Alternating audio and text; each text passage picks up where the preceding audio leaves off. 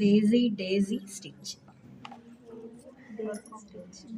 ಇವಾಗ ಹಿಂಗೆ ತೊಗೋತೀವಿ, ಚೈನ್ ಸ್ಟಿಚ್ ತೊಗೋತಾ ಇದ್ರಲ್ಲ, ಸೇಮ್ ಹಾಗೆ ತೊಗೊಳ್ಳಿ. ಎಳಿಬಾರ್ದಿದು, ಇಷ್ಟೇ ಕೂತ್ಕೊಳ್ಳಿ.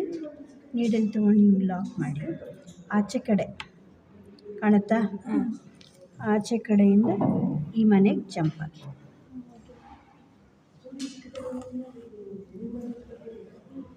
ಈ ಥರ ಲಾಕ್ ಆಗುತ್ತೆ. ಫ್ಲವರ್ ತಿರ್ಗಾ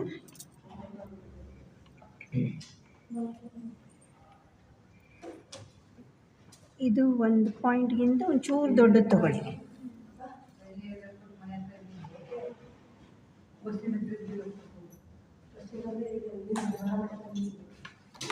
ಆಚೆ ಕಡೆಯಿಂದ ಇಲ್ಲಿಗೆ ಜಂಪ್.